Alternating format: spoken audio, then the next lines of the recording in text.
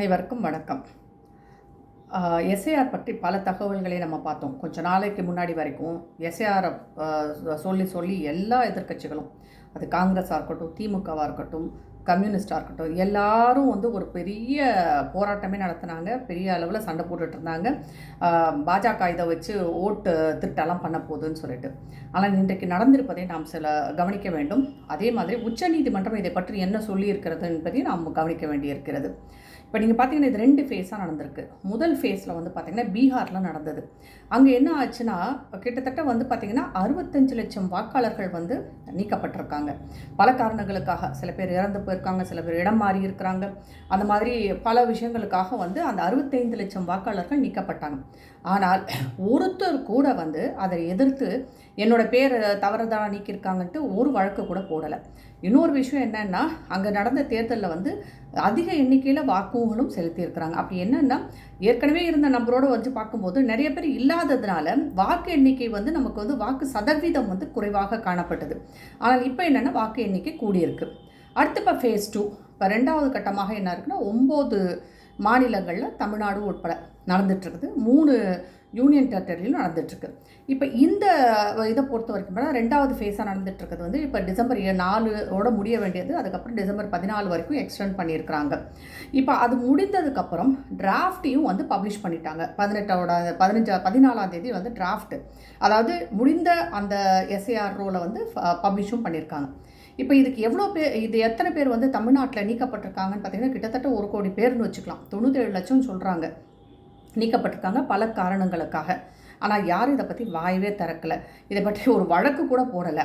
இது என்னென்னா இசிஐயை பொறுத்த வரைக்கும் நம்மளுடைய தேர்தல் ஆணையம் என்ன சொல்லுது, மிக வெற்றிகரமாக நடத்தப்பட்ட ஒரு எஸ்ஏஆர் இது, ரிவிஷன் இது அப்படின்னு சொல்கிறாங்க. இப்போ டிசம்பர் 19ஆம் தேதி டிராஃப்ட் பப்ளிஷ் பண்ணியிருக்காங்க. February 14க்குள்ளே ஜனவரி மிட் வரைக்கும், ஜனவரி 15ஆம் தேதி வரைக்கும் நம்ம யாருக்காவது இதை பற்றிய ஏதாவது குறைகள் இருந்தாலோ இதை பற்றிய தகவல் இருந்தாலோ நம்ம தேர்தல் ஆணையத்திடம் செல்லலாம். அதற்கப்புறம் Februaryயில் அதை ரிலீஸ் பண்ண போகிறாங்க. ஆனால் இன்றைக்கு வரைக்கும் எந்த விதமான எதிர்ப்பும் எங்கே இருந்துமே வரலை. 100% ஃபார்ம்ஸ் கொடுத்துருக்குறாங்க. அது போக என்னென்னா 5.3 லட்சம் பிஎல்ஓக்கள் இந்த வேலைக்குனே அனைத்து கட்சியை சேர்ந்தவர்களும் அதில் ஈடுபட்டிருந்தாங்க. அதனால் பல லட்சம் பிஎல்ஏக்களும் இந்த ஸ்லிப்பு கொடுக்குற வேலையிலேருந்து, அதை கலெக்ட் பண்ணுற வேலையிலேருந்து ஈடுபடுத்தப்பட்டிருந்தாங்க. அவங்களுக்கெல்லாம் சம்பளமும் கொடுக்கப்பட்டது. இப்போ இந்த இது முடிஞ்சதுக்கப்புறம் என்ன ஆகுது அப்படின்னு பார்த்தீங்கன்னா கிட்டத்தட்ட 6,41,145,000 நினைக்கிறேன். 6 கோடிக்கு மேலே இருந்தது தமிழ்நாட்டில் நமக்கு இந்த வாக்காளர்கள் எண்ணிக்கை. இன்றைக்கி அது 5 லட்சமாக குறைந்திருக்கிறது. கண்டிப்பாக அடுத்த ஓட்டு இது விழும்போது, அடுத்த தேர்தலின் போது என்ன ஆகும்னா வாக்காளர் எண்ணிக்கை கூட செய்யும், சதவீதமும் கூடத்தான் செய்யணும். ஏன்னா இப்போ 1 லட்சம் கிட்டத்தட்ட 1 கோடி வாக்காளர்கள் இல்லவே இல்லைன்ற மாதிரி ஆயிருக்கு. ஏன்னா நிறைய இறந்து போயிருக்காங்க, இடம் மாறி போயிருக்கிறாங்க, அந்த மாதிரி 2 ஓட்டு வச்சுருந்துருக்காங்க. இப்படி பல பேரை நீக்கியிருக்கிறாங்க. நம்மளோட முதல்வருடைய தொகுதியில் கூட ஏகப்பட்ட வாக்காளர்கள் நீக்கியிருக்காங்க. கிட்டத்தட்ட 2 லட்சம் சொல்கிறாங்க. அந்த மாதிரி இப்போ உச்சநீதிமன்றம் என்ன சொல்லுது, இதுவரைக்கும் பீகாரில் இருந்து ஒரு குறையோ இல்லை ஒரு வழக்கோ எங்களுக்கு வரலை. அதனால் இதை நாங்கள் வெற்றிகரமான ஒரு ரிவிஷனாக தான் பார்க்குறோம், வெற்றிகரமான ஒரு திருத்தமாகத்தான் நாங்கள் பார்க்குறோன்ட்டு உச்சநீதிமன்றம் சொல்லியிருக்கு. அது போக எந்த வழக்கு போட்டாலும் நாங்கள் அதை ஏற்றுக்க முடியாது. ஏன்னால் இது மிக மிக அவசியமான ஒன்று. ஏன்னா தேர்தலில் யார் இருக்கிறாங்களோ உண்மையான வாக்காளர்கள் தான் ஓட்டு போடணும். தேவையில்லாத அந்த ஓட்டுக்கள் எதற்காக இருக்க வேண்டும். அதனால் இதை ஏற்றுக்க முடியாதுன்னு சொல்லிட்டு வழக்கையும் தள்ளுபடி பண்ணியிருக்கிறாங்க. அதுக்கப்புறம் எதிர்க்கட்சிகள் கப்சிப்புன்னு இருக்கிறாங்க. இது வரைக்கும் எதிர்க்கட்சிகள் இதை பற்றி வாயை கூட திறக்கல. இந்த இது நடக்கிறதுக்கு முன்னாடி வரைக்கும் ஓட்டு திருட அப்படி இப்படின்னு சொல்லிட்டு ஒரு பெரிய கலைபரமே நடந்தது. நம்ம திமுக அமைச்சர்கள்லேருந்து முதலமைச்சர் வரைக்கும் எல்லாரும் இதை பற்றி பெரிய பிரச்சனையாக பேசுனாங்க. இன்றைக்கி அவங்க முதல்ல நின்று இந்த வேலையை செஞ்சுருக்காங்க. திமுகவினர் தான் அதிகமாக ஃபார்மை கொடுத்து கலெக்டும் பண்ணியிருக்கிறாங்க. அந்த டிராஃப்ட் எத்தனை பேர் இருக்காங்கன்ற டிராஃப்ட்டும் அவங்க கைக்கு போயிடுச்சு. அதுக்கப்புறம் ஒரு சத்தத்தையும் காணும் அவங்க சைடில் இருந்து.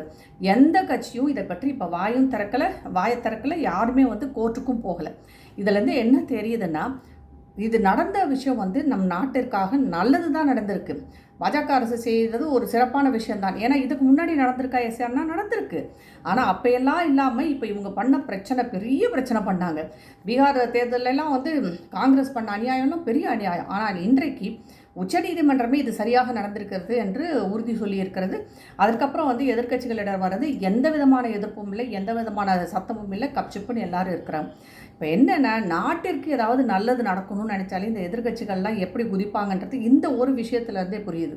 எஸ்ஏஆர் மட்டும் இல்லை, பல விஷயங்கள், அது சிஏஏவாக இருக்கட்டும், இல்லை விவசாயிகள் சட்டமாக இருக்கட்டும், எதை கொண்டு வந்தாலும் மத்திய அரசு மத்தியில் இருக்கும் பாஜக அரசு கொண்டு வந்தால் அதற்கு எதிராக இவங்க வந்து குரல் எழுப்புவதே வேலையாக வச்சுருக்காங்க. இது நல்லதா கெட்டதான்னு கூட ஆராயாமல். எதிர்க்கட்சிகள் என்பது ஆக்கப்பூர்வமாக செயல்படணும், ஆனால் இங்கே அநியாயமாக தான் செயல்பட்டு இருக்கிறாங்க. கடைசியில் இப்போ உச்சநீதிமன்றமும் அவர்கள் தலையில் ஓங்கி ஒரு குட்டை வச்சுருக்குது. இப்போ நடந்த ரிவிஷன்னால் நமக்கு சில நன்மைகள் தான் கிடைக்க போகுது. அடுத்து வரும் தேர்தலில் உண்மையான வாக்காளர்கள் ஓட்டு போடுவார்கள். அவர்கள் யாருக்கு போடுறாங்களோ அவங்க தான் கண்டிப்பாக அரசை அமைக்க முடியும். அந்த விஷயத்தில் இந்த எஸ்ஆரை பொறுத்தவரையும் நாம் வந்து தேர்தல் ஆணையத்தையும் மத்தியில் இருக்கும் பாஜக அரசையும் பாராட்டியே ஆக வேண்டும். எந்த பிரச்சனையும் இல்லாமல் 100க்கு 100 வெற்றிகரமாக நடத்தியிருப்பதற்காக. நன்றி.